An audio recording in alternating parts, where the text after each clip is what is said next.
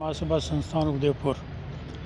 अभी हम कलेक्टर साहब से मिले। कलेक्टर साहब को हमने ज्ञापन दिया कि महाराणा साहब का कल चित्तौड़ में कार्यक्रम जो राज तिलक वाला है वो बड़ा हमारा जो संस्कार है उसके अनुसार आराम से हुआ है, और हम अब केवल उस पगड़ी दस्तूर के बाद में ये हमारा हमेशा का रिवाज रहा है कि धूनी पर दर्शन करें और उसके बाद में जो है एकलिंग जी दर्शन करने जाए, उसके बाद ही रंग दस्तूर का कार्यक्रम होता है।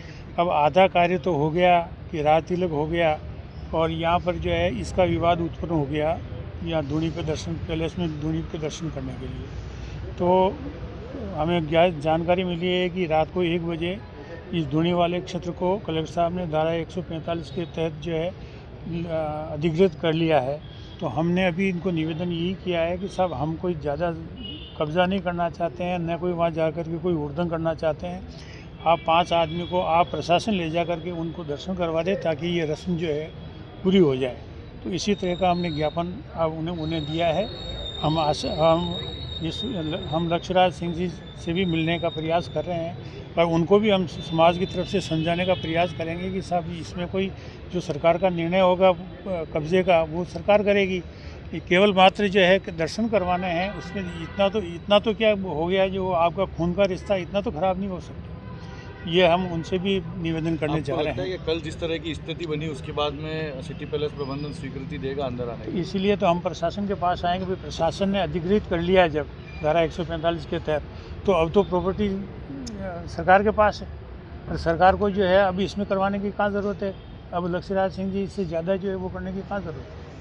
तो कल का जो टाइम दिया है कल तक का जवाब के लिए, किसके जवाब के लिए? कि पैलेस प्रबंधन जो है 27 तारीख तक के 48 घंटे में जवाब देगा, उसके बाद कोई कार्रवाई आगे नहीं, उसको लंबा करने की कहाँ ज़रूरत है। ये समझाइश का कार्यक्रम है। अगर प्रशासन, मैं कह रहा हूँ राज्य सरकार और मुख्यमंत्री जी इसमें इंटरवेन करें तो ये आराम से निपट सकता है कि भाई ये दर्शन करा के हम ले जा रहे हैं और हम वापस ला रहे हैं। अब इसमें कौन सा तुम्हारे पोजीशन का या कोर्ट का कौन सा उल्लंघन हो रहा है। आज विश्वराज सिंह जी ने जो इंटरव्यू दिया उसमें उन्होंने कहा कि धूनी दर्शन की परंपरा तो होती रहेगी जैसे व्यवस्था होगी, लेकिन पहले एकलिंग जी के दर्शन कर लें। नहीं, पहले एकलिंग जी का नहीं होता है। पहले धूनी का दर्शन होगा, और आज मंगलवार की वजह से एकलिंग जी के दर्शन नहीं हो सकते हैं। तो एकलिंग जी का तो कल का कार्यक्रम है। कल का जो घटनाक्रम हुआ था सिटी पैलेस के बाहर जो पथरा हुआ, मेवाड़ क्षत्रिय महासभा किस तरह से देखती है, क्योंकि मेवाड़ राज परिवार का तो गौरव पूरे विश्व में विख्यात है। अब इतना तो आप भी जानते हैं कि कोई राजपूत जो है पत्थर लेकर के तो वहाँ गए नहीं होंगे, न कोई वहाँ सड़क पे कोई पत्थर थे जो वहाँ पत्थर फेंकते। अब वो अंदर कुछ घुसे हैं, और बदमाशी तो पैलेस के अंदर से ही हुई है। बोतलें फेंकी गई है, गमले फेंके गए हैं, ये है। तो ये तो शांतिपूर्ण तरीके से अंदर हम घुसना चाह रहे थे, दर्शन करवाना चाह रहे थे।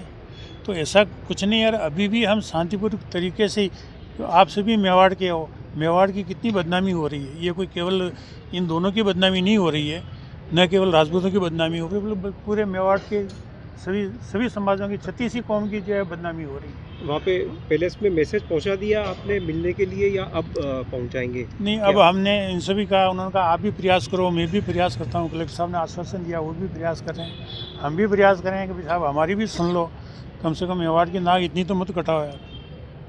कहाँ तो महाराणा प्रताप का नाम है, आज पूरी दुनिया हंस रही है उस पर। ठीक, धन्यवाद।